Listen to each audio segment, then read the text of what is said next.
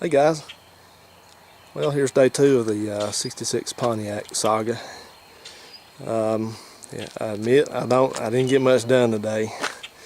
It seems like it's a lot of my days that I try to devote to getting a lot of things done, and I hardly get anything done. I don't know why, but I did get a little bit. I don't know if it's good.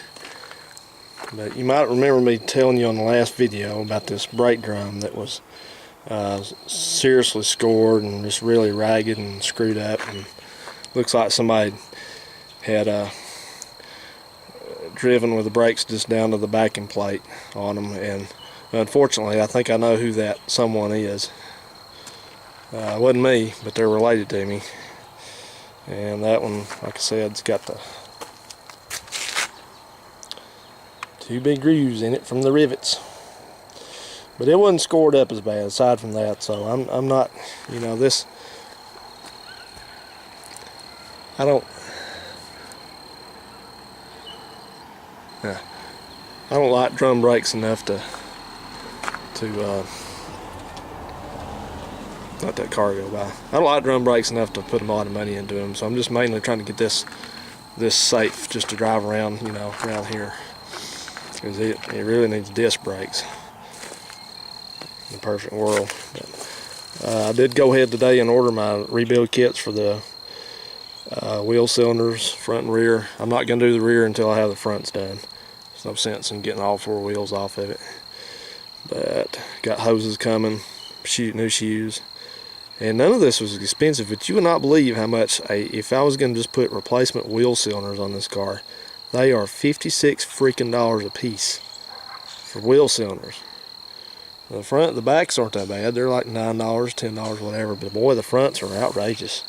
I couldn't believe that. So I'm just going to take a good shot at rebuilding them, because that's crazy. But anyway, I don't know if I explained much about what's going on with the engine here, but aside from the brake issues, I've been trying for about a month to get the fuel pump replaced on this car, and I'm not so poor of a mechanic that I take that long to replace a fuel pump.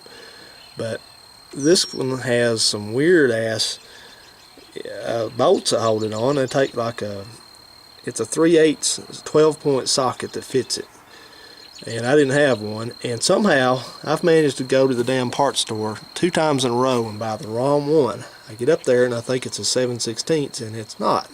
And I get back and it doesn't fit, and you know, no good. So anyway, that's frustrating. And the last problem that's going to have to be resolved on this car is, I don't know, you're probably not going to be able to see anything, but there's where the fuse box goes, and you can see there's no fuse box. That's a bunch of bare wires there, cut wires. And what happened was the windshield on this whole thing is leaking, like they all do at some point, because of that kind of seal they got.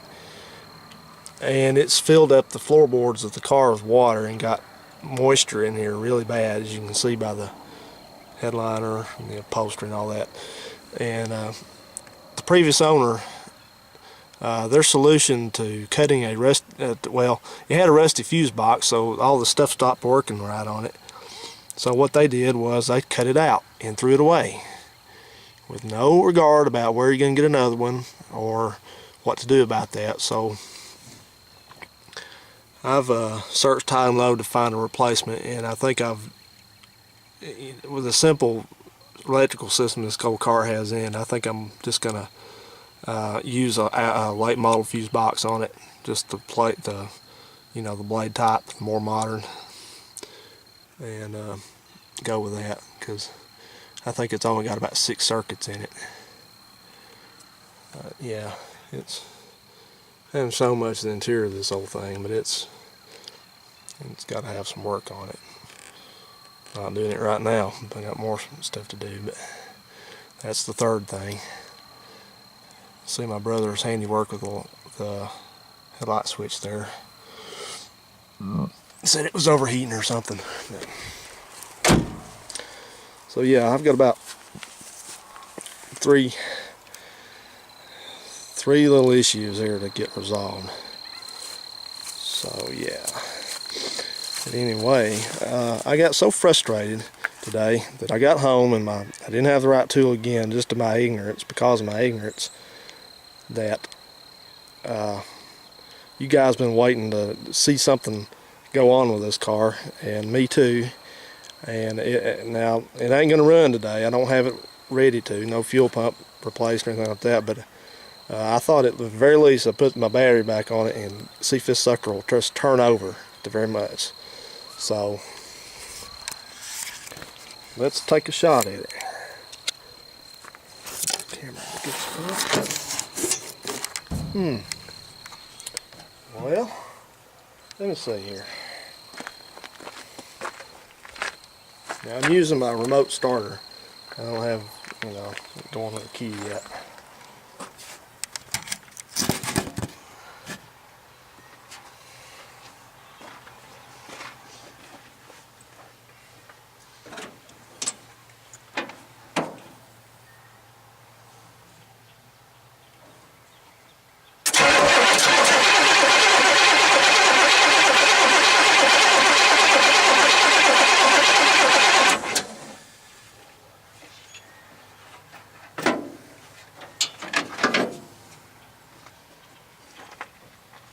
Shoo!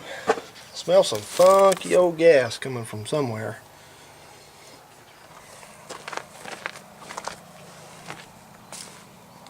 Well, okay. At least the thing will turn over.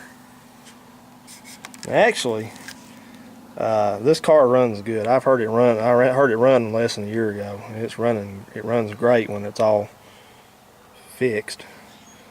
But the poor old thing is just.